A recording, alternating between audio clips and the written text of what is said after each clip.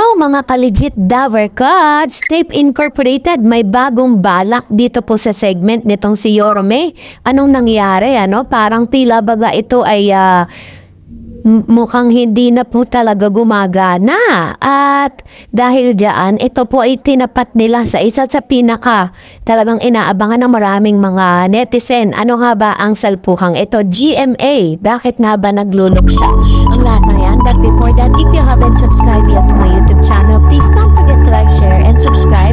At hit mo na rin ang bell for more showbiz updates. Bago tayo magsimula sa ating mga updates ngayong araw, nais ko po munang magpasalamat sa lahat po ng mga legit viewers and subscribers po natin na lagi nakaabang at nakaantabay sa lahat ng ating mga updates. Thank you so much sa inyo pong palagi ang panonood at pagsubaybay. And of course, ngayong araw nga ay pag-uusapan muna natin ng ilan sa mga balitang na talaga na mga pinag-uusapan ngayon sa News Online. Kalat na kalat po sa TikTok at sa lahat po ng mga social media account ang pagluluksa nga ng GMA7 dahil po sa isang magaling na actor and comedian na si Joey Paras ay namaalam na nga. Kahapon po ng 5 o'clock ng hapon ay siya po ay binawian ng buhay dahil para po to give you an update about this, si Mr. Joey Paras, siya po ay isa sa mga artist ng GMA na lumalabas po sa Sunday Pinasaya at All Out Sunday kasama po ng ilan sa mga nakasama niya po si Miss Marian Rivera, Miss Ai de las Alas, yan po yung mga actress and mga nakasama po niya, no? So, ang naging cause of death po niya is that siya po ay nagkaroon po ng sakit sa puso, kaya po nagkaroon siya ng bypass operation. After po ng kanyang bypass operation, nagre-recover po siya sa kanyang sakit, pero kahapon niya hindi na po kinaya kasi nagkaroon po ng komplikasyon. So, matatandaan na si Mr. Joey Paras ay gumanap din bilang isang, kilala rin bilang isang komedyanteng gumanap sa Becky Kang, ang Beking Ina, no, na talagang pinag-usapan din siya dahil sa galing ng kanyang pagganap dito. So, siya po ngayon ay nakahimlay at humihingi po ng tulong para po sa lahat po ng mga artistang kanyang nakasama dahil kulang na kulang nga sa pinansyal yung kanya pong paglabas sa ospital. Yan po yung isa pa sa mga pinoproblema nito, no? So, para po sa team natin, no, tayo po ay nakikiramay sa kanyang pamilya. Panoorin muna natin ito.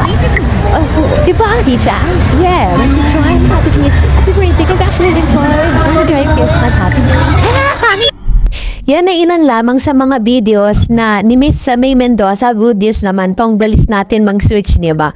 Ito po ay parang natuloy po yung launch po ni Miss May Mendoza sa kanyang panibagong branch po ng McDonald's. Ayan, so ang dami ng branch ni Miss May na, no, na mga McDonald's. At talagang doon yan nilalaan yung kanyang mga kinikita sa showbiz.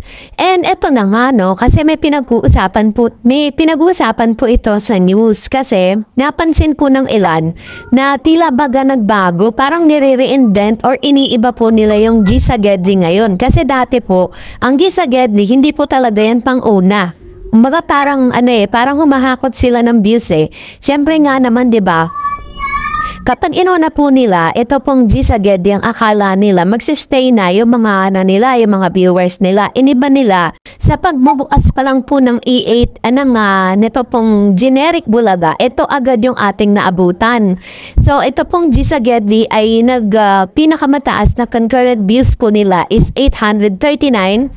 Tapos po at itinapat nila to sa Therapy. Ayan, yun yung Therapy na may 26,000 sa isang social media platform pa lang yan sa TVJ, ano? So, tila baga parang medyo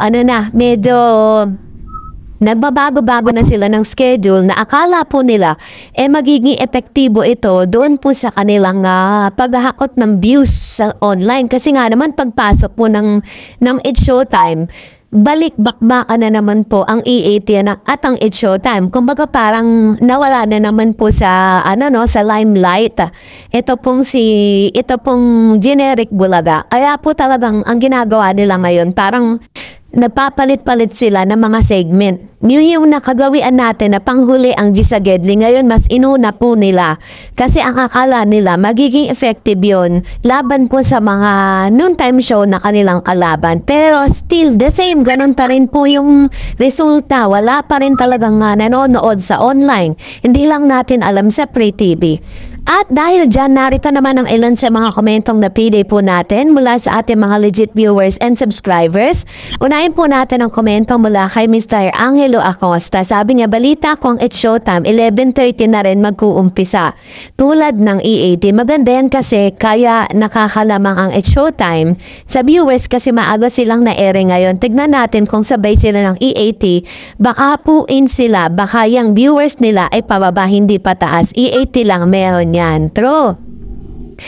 Pero kanina po inabangan ko yung E80. Sabi diba, today, October 30, magsa-start na daw po na 11:30 AM, magla-live na sila. Pero nung inabangan ko siya, 11:30, nasa countdown pa lang. Hindi pa po sila talaga yung full blast na nagla-live, ano? Lumabas po yung kanilang live streaming nung saktong 12 o'clock. And I don't know kung totoo ba talaga na ngayon araw uumpisan yung 3 hours kasi parang nabalitaan po ng It's Showtime na mag-uumpisa na sila ng 11:30. Kaya ang It's Showtime, ora mismo, 11:30, binago nila yung time slot nila. Parang ang napansin ko lang sa online is nagsistart na po yung It's Showtime pero sa Free TV, still 12 o'clock pa rin po, 12 noon pa rin po yung start nila. Parang ganun po yung ginawa nilang strategiya kasi nga naman talagang bayad ang platform, 'di ba? Pag sa social media kahit ano oras ka mag-start ng live streaming, diyan wala ka namang gagastusin. So ganun po yung ginawa nilang strategy. Sabi naman po ni Mr. Marvin Martinez, no one can put down the legendary trio iconic, the unbeatable #1 top ratings, respectfully host, and the best noontime host TV Dabarkads ever in the Philippines. And according to him, wala nang respeto yung baklang vice na yan. Dapat hindi na yan binalik nung kabakla ang show niyan dahil puro pasaring lang ang gagawin niyan sa MTRCB. Instead, ayusin ang show, balasubas yung baklang vice na yan. Kaya, yung mga panatiko niya, ganyan, kabalasubas sa social media. Kaya nga, di ba ngayon po parang umaksyon po ang MTRCB sa isang fake news na lumabas kasi parang meron pong pinalalabas ang ilan sa mga followers po ni Vice Ganda na pinatawag daw di umano ng MTRCB ang isang comedian host na nag-endorse ng pagkain, which is nung last Friday, no? Friday po ay inilabas na ng McDonald's yung panibagong commercial po nila in which si Miss Vice Ganda po yung kanilang endorser. Kaya po doon po parang na-blast po yung MTRCB para po i-correct yung fake news na yon na hindi po daw totoo yon. And that's it for today. For more videos and updates, please don't forget to like and subscribe and please follow me on my Facebook page, Dar Eds TV. God bless everyone.